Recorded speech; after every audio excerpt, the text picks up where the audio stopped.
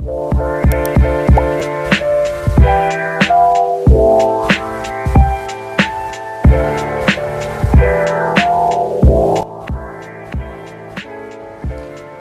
teman-teman, di sini saya bersama dengan teman-teman saya akan menjelaskan tentang evolusi kelembagaan Bank Sentral. Untuk lebih jelasnya, silakan simak video selanjutnya ini. Oke?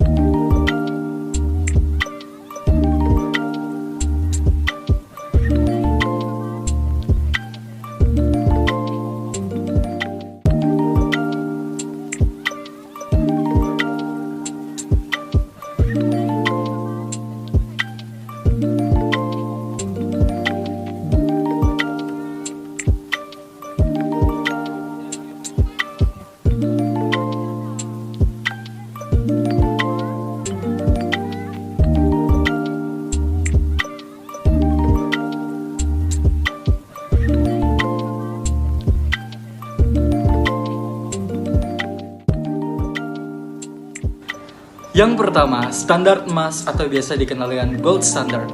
Masa ini dikenal pada awal abad 20 dan masa ini Bank Sentral memiliki cadangan devisa berupa emas. Tujuannya adalah untuk mempertahankan nilai tukar uang terhadap emas.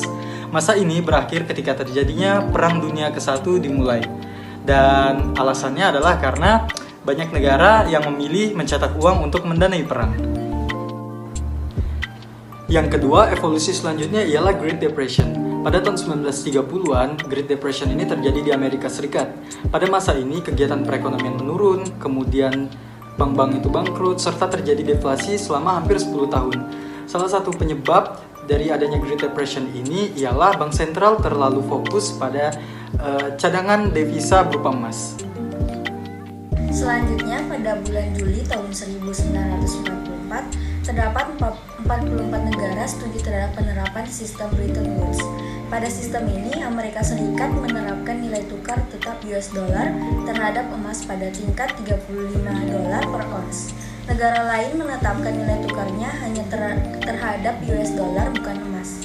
Lembaga IMF dibentuk untuk membantu pemerintah dan bank sentral di setiap anggota dalam mengelola pembayaran dan masalah pengangguran. Tujuan dari IMF adalah mengurangi kebijakan proteksionisme sebagai aliran modal internasional lebih bebas. Kemudian oil shocks pada tahun 1970-an. Krisis energi tahun 1970-an, khususnya Amerika Serikat, Kanada, Eropa Barat, Australia, dan Selandia Baru menghadapi kekurangan minyak yang cukup besar serta kenaikan harga. Dua krisis terburuk pada periode ini adalah krisis minyak 1973 dan krisis energi 1979. Dua guncangan minyak dan kebijakan fiskal serta moneter yang akomodatif menyebabkan terjadinya inflasi yang tinggi. Praktisi dan akademisi menyarankan agar Bank Sentral menggunakan kebijakan moneter untuk melakukan stabilisasi harga. Pada tahun 1979, The Fed memutuskan untuk menurunkan ekspektasi inflasi dengan pengetatan kebijakan moneter dan berkomitmen untuk meningkatkan jumlah beredar. Pada tahun 1980-an, kebijakan target jumlah beredar ditinggalkan karena hubungan antara uang dan output tidak stabil. Selanjutnya, liberalisasi sistem keuangan menyebabkan aliran modal ke negara berkembang menjadi lebih banyak. Sejak awal 1990-an, Bank Sentral baik negara maju maupun negara berkembang sudah menerapkan kebijakan penetapan target inflasi. Uni Eropa terbentuk dan mengadopsi mata uang yang sama untuk negara anggotanya, yaitu Euro. European Central Bank terbentuk untuk menjalankan kebijakan moneter untuk negara anggota Uni Eropa. Krisis keuangan global yang terjadi pada tahun 2007 hingga 2010 terjadi yang disebabkan karena subprime krisis di Amerika Serikat.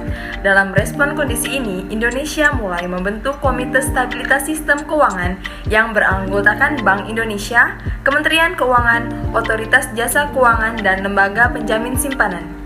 Otoritas Jasa Keuangan dibentuk pada tahun 2011 dengan fungsinya untuk melakukan pengawasan terhadap lembaga keuangan dan institusi keuangan non-bank atau KNB. Terbitnya Undang-Undang tentang Otoritas Jasa Keuangan mengambil ahli tugas dan wewenang Bank Indonesia di bidang pengaturan dan pengawasan bank mikroprudensial, sebagaimana selama ini dimandatkan dalam Undang-Undang Bank Indonesia, Undang-Undang tentang Perbankan, dan Undang-Undang tentang Perbankan Syariah. Keterkaitan Undang-Undang Bank Indonesia dengan Undang-Undang OJK terletak pada penegasan kewenangan pengaturan dan pengawasan makroprudensial merupakan dominan Bank Indonesia serta pengalihan tugas dan wewenang Bank Indonesia di bidang mikroprudensial kepada OJK sebagaimana dimaksud dalam pasal 69 ayat 1 Undang-Undang OJK. Selanjutnya, pencegahan dan penanganan krisis sistem keuangan di dalam Undang-Undang Nomor 9 Tahun 2016. Meliputi pokok pengaturan. Pertama, pencegahan yang meliputi pemantauan dan pemeliharaan stabilitas sistem keuangan. Kemudian ada penanganan krisis sistem keuangan. Kemudian penanganan permasalahan bank sistemik, baik dalam kondisi sistem keuangan normal maupun kondisi krisis. Setelah itu ada instansi yang terkait. Yang pertama ada OJK, di mana OJK berkoordinasi dalam menetapkan bank sistemik dan pemberian PLJPS. Setelah itu ada LPS, terkait penjualan SBN yang dimiliki LPS kepada BI untuk penanganan permasalahan solvabilitas bank, dan pendirian bridge bank yang tunduk pula pada ketentuan BI di bidang perbankan. Setelah itu ada Kementerian Keuangan, terkait kedudukan Kementerian Keuangan sebagai koordinator KSSK. Kemudian ada keterkaitan dengan BI. Dalam rangka penanganan likuiditas bank, Bank Indonesia menyediakan PLJP atau PLJPS. Kemudian dalam rangka penanganan solvabilitas bank sistemik, berdasarkan keputusan KSSK, Bank Indonesia dapat memberi surat berharga negara yang dimiliki oleh LPS. Yang terakhir, dalam kondisi krisis sistem keuangan, berdasarkan keputusan KSSK, Bank Indonesia juga dapat melakukan pembelian surat berharga negara milik LPS untuk mendanai penanganan permasalahan solvabilitas bank selain bank sistemik.